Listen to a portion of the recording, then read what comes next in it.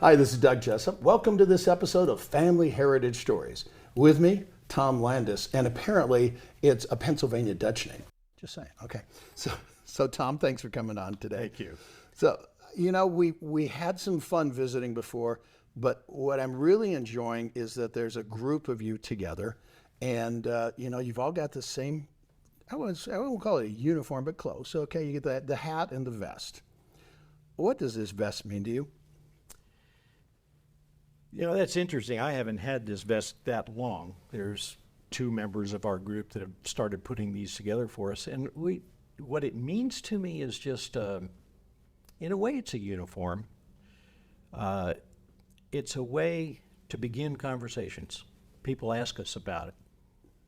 People recognize, in some cases, who we are in terms of what we did. And it's nice for Vietnam vets to get some recognition for the good things that we did, and for the dedication to the country and service that Vietnam vets have and were. What's the question you get asked the most from this so far? I guess the question I get asked the most is, what are you? Okay. I think some people, they start to associate it with the motorcycle gang because it's kind of a typical thing for a motorcycle gang. But then they recognize, there's no skulls and crossbones or things like that, and they start asking about the various patches that we have, and it gets conversations started. Okay, and so from what I understand, you were a pilot. I was a pilot. How in the world did you become a pilot? I went to flight school. Where? According to my mother, my very first word was airplane. Really? Okay, here we go. Not mama, not dada. Dada, it was airplane.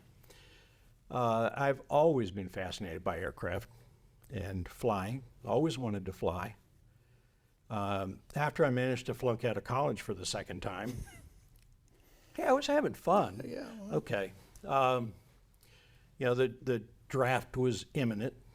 I was physically capable of doing it, being in, I was 1A or whatever. And I said, well, if I'm going to have to go in the service, I'm going to go in and learn to fly. So, of course, if you're going to learn to fly, go to the Air Force. Well, I flunked out of college, and you had to have a college degree to go to flight school. They would have put me through college, but I just flunked out of college because I didn't want to be there. Navy, same thing. Marines, same thing. Who's left? The Army. Flying helicopters. I had no idea. I knew what a helicopter was, but I had no idea about flying helicopters. But they took me. I got through their selection process and went to flight school. And never looked back. I love flying helicopters. So where was flight school? It started in Fort Walters, Texas, which is Mineral Wells, Texas, 40 or 50 miles west of Fort Worth. And then the second half of it was at what was then called Fort Rucker, Alabama. It's now been named Fort Novacell for a Medal of Honor recipient that was a DustOff pilot in Vietnam. Wow. Yeah. So where did you grow up? I grew up I don't know that I have. Well, okay. Okay, well, yeah. Where were you when you were, childhood, okay. My initial childhood was in Maryland outside of Washington, D.C. Okay.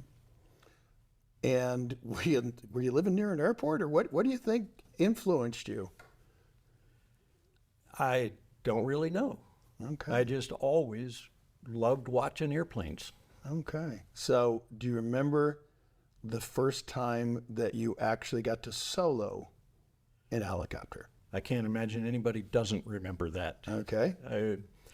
It was varying degrees of fear and exhilaration. Mostly, in my case, exhilaration. You always lack a little bit of confidence because the guy that your security blanket just got out of the helicopter. But I figured, well, he wouldn't get out unless he thought I could do this. So they get out and say, turn on the landing light and go around the pattern 3 times. And I was grinning ear to ear the whole time. I can imagine. So you've gone to flight school. You got your wings. Mm-hmm. Where was your first assignment? Vietnam. Okay. With it temporary stop for some additional training, but yeah, Okay. Vietnam. And now the DustOff is a totally interesting, different group. That did you start with DustOff from day one? I enlisted to become a dust-off pilot, Oh, wonderful. and there's always games you have to play to get what you want in the Army. I managed to play them well enough that I got what I wanted. There you go. And yeah, I was a dust-off pilot. Okay. So for people that don't understand, what is a DustOff pilot? We're the guys that fly in and pick up people that are hurt or wounded and get them to the hospital. Okay. Now, the thing that I find interesting that I really actually appreciate that I was not aware of, unlike other branches of the military, the dust-offs pick up anybody from the standpoint of be they, friend or foe. Correct. We got called out for a mission. We didn't always know what we were picking up, only the severity of their injuries, and we went and got them. Wow. Okay, so now from what I understand, there were 4 different, if you will, seats, okay, or positions. Sure. Describe what each one of those were and what they did. Okay, the pilot that sat in the left seat was usually the aircraft commander or the pilot in command. He's the guy that's in charge of the aircraft, making the decisions. It's his bird. He has a co-pilot sitting in the right seat who's also a fully qualified pilot. He's just not quite as senior as aircraft commander, so he doesn't get to make as many decisions. The aircraft commander is hopefully training him. And then in the back, and to be honest with you, I can't remember which side each might have sat on, but right behind the pilot seats, sitting on the floor, were the crew chief, who was the first line maintenance for the helicopter, and also part of the air crew, and the medic, who took care of the patients when we got them on board. However, out of necessity, the two of them would cross-train each other. Oh, The crew chief often became a pretty darn good medic, and the medic helped with the maintenance. It was a team effort no matter what we did. do you remember the first dust-off mission you did? I remember the first so-called field pickup or point of injury pickup Right. was a single patient. We categorized them as urgent, priority, or routine, and that dictated our response time in case we had more than one mission come in at a time. He was definitely an urgent patient. He had both arms and both legs blown off. As far as I know, I mean, he could, I don't know that he is, but he could still be alive, because when we picked him up, the medic had done such a good job of controlling the bleeding that he was fairly stable. We got him to the hospital, and of course, I don't know what happened from there. I'm not sure that very many people could do what you guys did. What's your why? I mean, no offense, but it's like, okay, you're going to be in a war. I get that, okay, but there's a certain mentality that I see with first responders, okay, where they go, instead of going away from danger, you're on purpose going into danger. Well, that's not just DustOff. That's the military. That's all first responders. Those of us who flew DustOff, nearly 100%, if not 100%, volunteered for that mission. I don't know exactly why. It just seemed to me the best thing I could do. How did your military experience translate into later life? Actually, my military experience went into later life. Oh, really? Tell me. I retired at age 60 from the Army. Wow. Yeah. My career didn't take me around as much as some, because I wasn't always on active duty, and most of my active duty time was as a member of the Colorado National Guard. I was one of the full-time training cadre, and my job was to train and evaluate pilots for the unit. So my first assignment was in Vietnam. My last one was in Iraq, 38 years later. Describe the difference between those two theaters. Well, I can tell you some things that aren't at all suitable for your TV show, but really there are two biggest differences to me. One was the advances in technology that allowed us to do missions that would have been very difficult to do in Vietnam. Among them, the employment of night vision systems, night vision goggles or whatever. But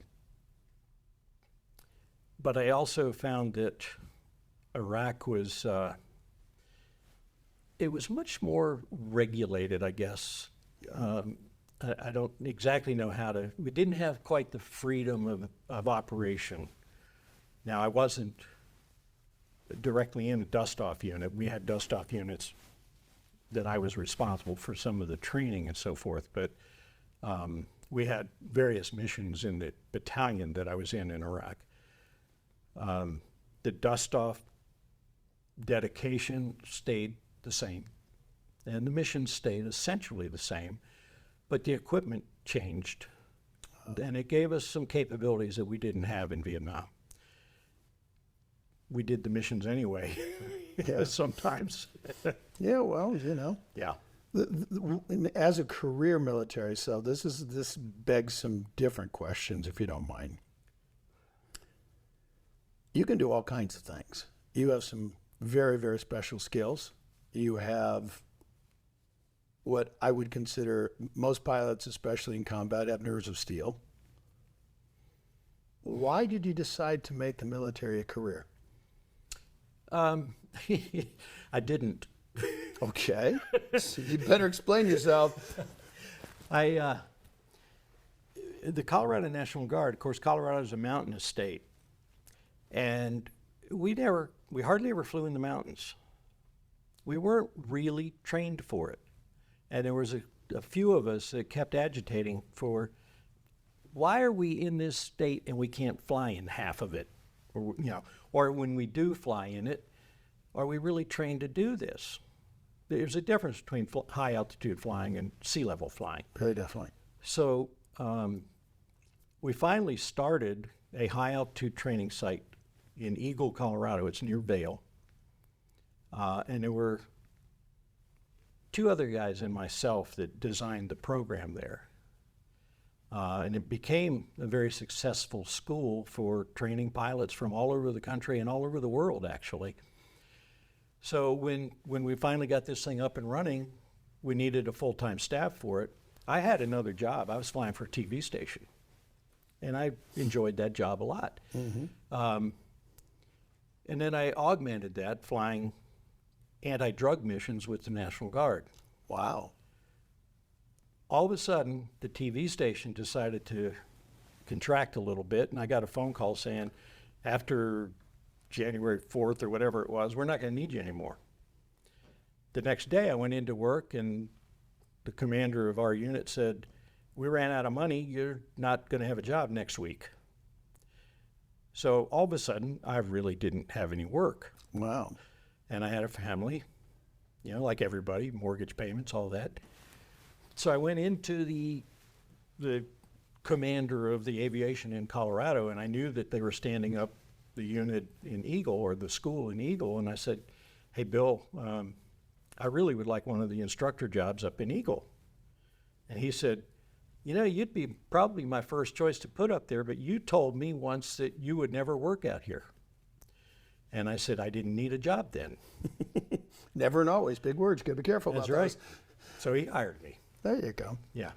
Now, there's two patches that are a little tender that I want to kind of get into a little bit. But before that, there's a book that you guys have kind of contributed to. Okay. Mm-hmm. So everybody has a little chapter. Right. I'm guessing that you've got a chapter in there.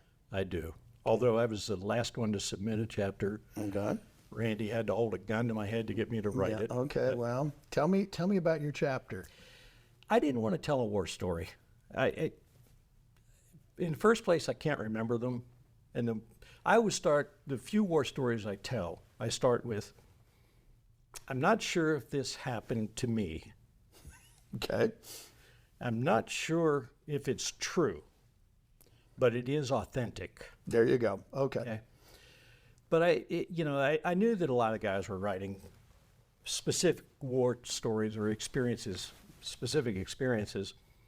And I have a lot of vivid images, but not a whole lot of complete memories of missions in Vietnam. So I kind of wrote a book. I was asked to speak at a Armistice or Armed Forces Day gathering one time, and I agonized, what am I going to talk about? And I put together a speech about the comparisons, the differences that I experienced between Vietnam and Iraq. And so that's what my chapter is about. Okay. Is some of the differences I alluded to a little bit. But one thing I did want to put in there, and actually my wife wrote a chapter. Oh, wow. And we both thought it was important to contrast the way we were treated coming home from Vietnam and the way we were treated coming home from Iraq. So. Tender. Well, related to that,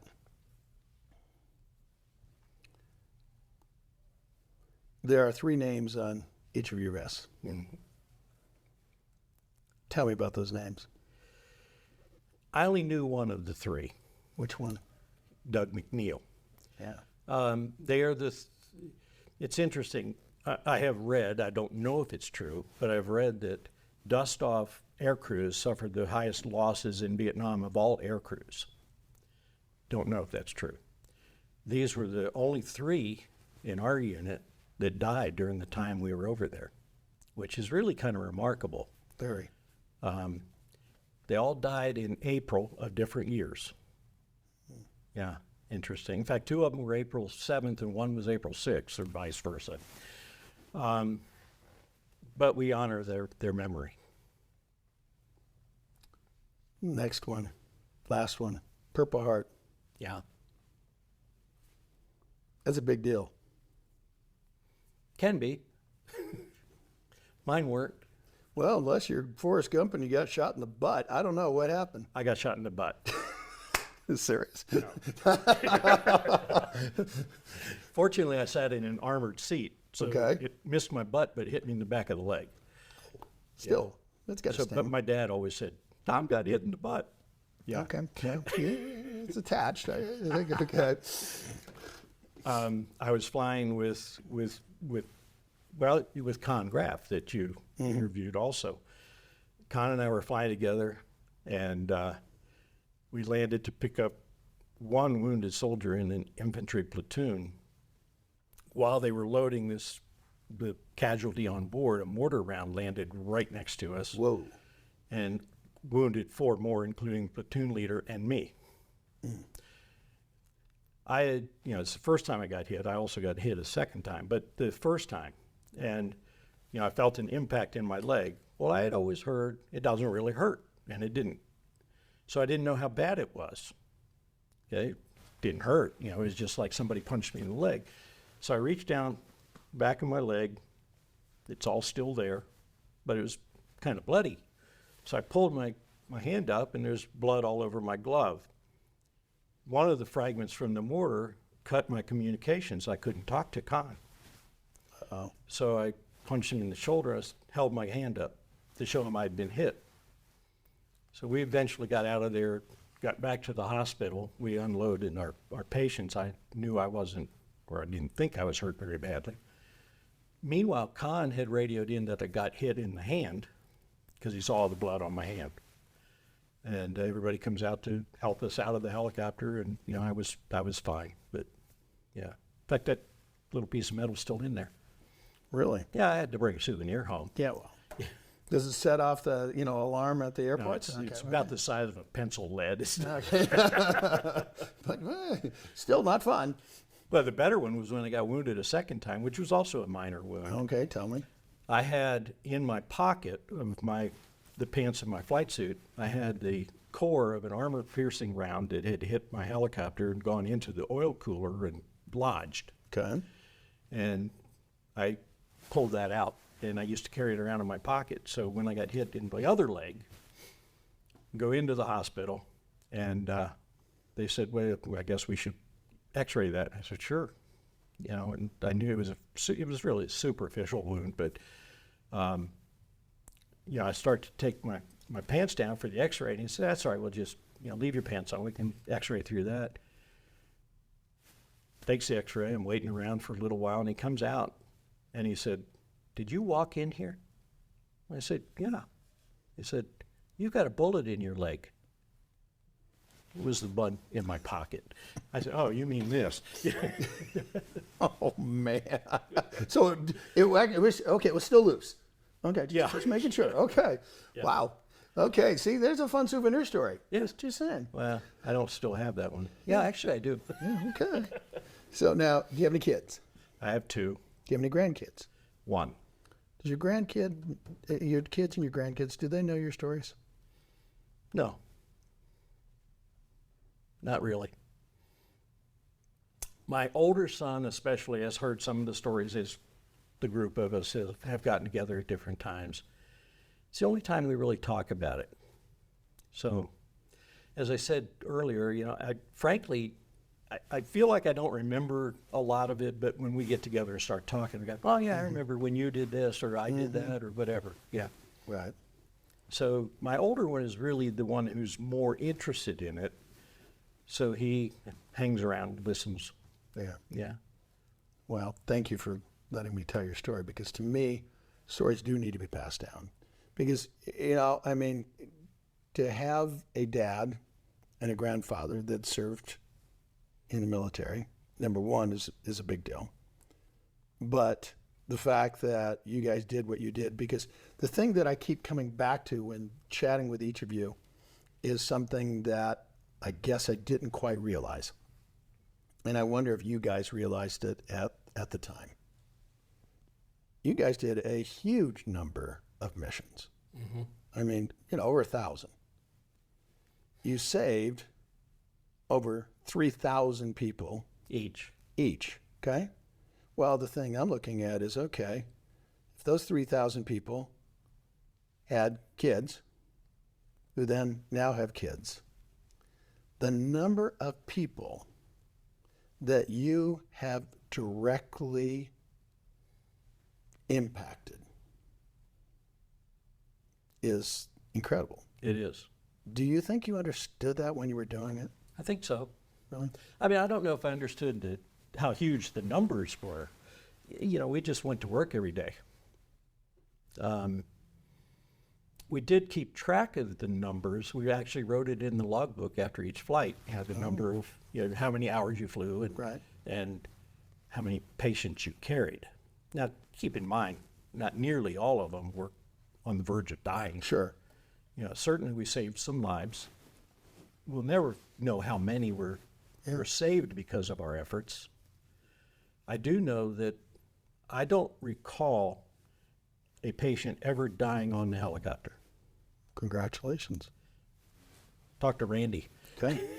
Well, and I guess this is where I kind of, and it kind of comes back to where you know, had kind of a tender moment, because the reality is the way that Vietnam vets were treated on the way home is a heck of a lot different than now. And it makes me wonder if people had realized the fact that you save lives with anyone, anywhere, anytime. That's a game changer. Because the reality is that, I mean, I don't know of any soldier that says, hey, yeah, we want to go to war. I mean, war is hell. Oh, absolutely. Especially once you've been in it. Yeah. Yeah. I don't think anybody wants to go to war, but they're willing to because they need to. And I'm grateful there are people there like you guys. So thank you. I want to make one comment about the group of us. Yeah, please. You met Randy. Mm-hmm. Randy was the one who really started getting us together.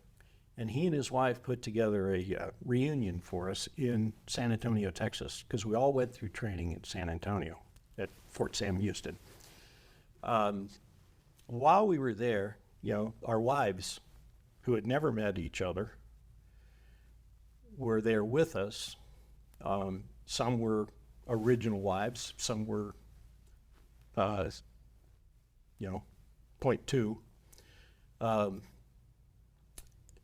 But my wife was talking with one of the other wives at the bar, the very first night we were there. And my wife commented, she said, it's amazing how well we all get along. They all meshed so well. And the other wife, who happened to be Randy's wife, Kelly, said, well, why wouldn't we? We all married the same guy. Yeah, that's what Randy said.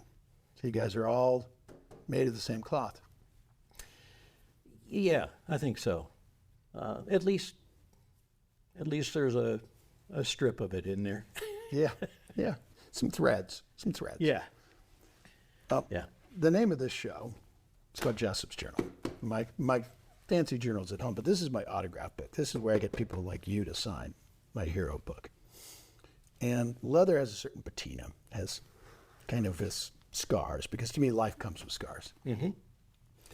You've got some scars, including one in your butt, but Hey, now. close, okay, close to it, but it's like, okay. And you did have the other one. Just had to say that. You're not my dad. You can't say that. Okay, fine. But I'm somebody's dad. Anyway,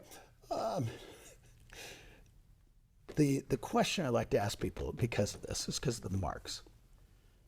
How do you want to leave your mark? I already did. You mentioned the numbers.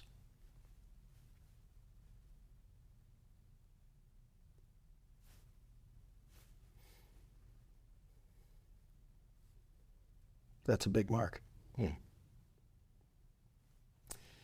It's service that all of us are proud of. And I think part of what makes us different than some is we can look at it with pride, and not everybody does because they felt like their jobs were dirty or whatever. They were killing. And I don't think too many people really want to do that. But everybody should be proud of their service. With another entry in a Family Heritage Stories, I'm Doug Jessop.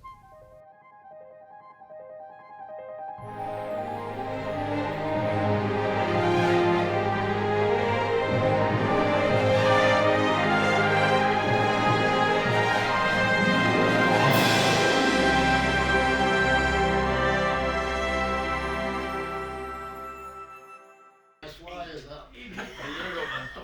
You run the damn string.